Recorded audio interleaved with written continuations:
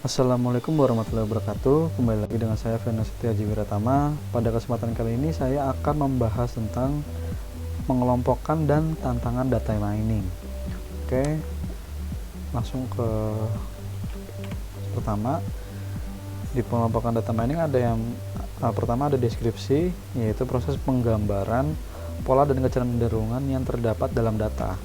Contohnya, petugas pengumpulan suara mungkin tidak dapat menentukan keterangan siapa yang berkualitas didukung dalam pemilihan presiden.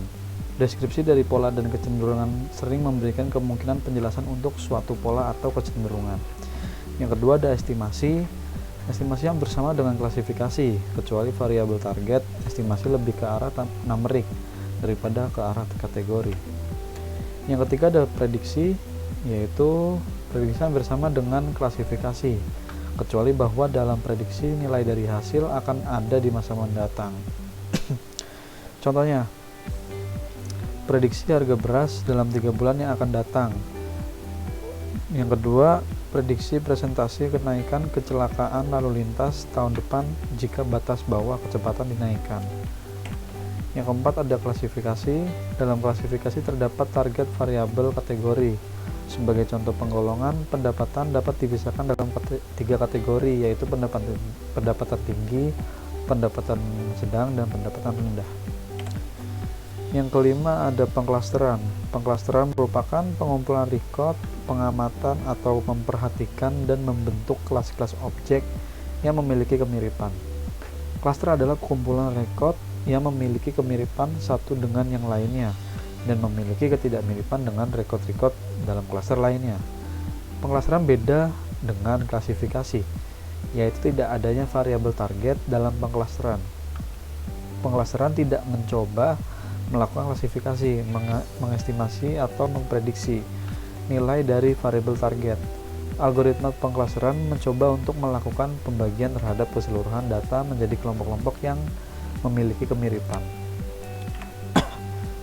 Selanjutnya, ada contoh pengklasteran dalam bisnis dan penelitian adalah sebagai berikut. Yang pertama, mendapatkan kelompok-kelompok konsumen untuk target pemasaran dari suatu produk bagi perusahaan yang tidak memiliki dana pemasaran yang besar. Yang kedua, untuk tujuan audit akuntansi, yaitu melakukan pemisahan terhadap perilaku finansial dalam baik dan mencurigakan. Yang ketiga, melakukan terhadap ekspresi dari gen untuk mendapatkan kemiripan perilaku gen dalam jumlah besar. Yang keenam ada asosiasi. Tugas asosiasi dalam data mining adalah menemukan atribut yang muncul dalam satu waktu. Dalam dunia bisnis, lebih umum disebut analisis keranjang belanja. Contoh asosiasi dalam dunia bisnis dan penelitian adalah yang pertama, meneliti jumlah pelanggan dari perusahaan telekomunikasi seluler yang diharapkan untuk memberikan respons positif terhadap penawaran upgrade layanan yang diberikan.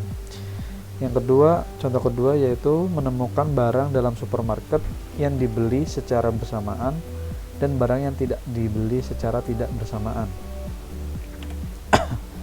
Selanjutnya ada regresi. Regresi yaitu memprediksi nilai dari suatu variabel kontinu yang diberikan berdasarkan nilai dari variabel yang lain dengan mengasumsikan sebuah model ketergantungan linear atau non-linear. Teknik ini dipelajari dalam bidang statistika, bidang jaringan saraf tiruan.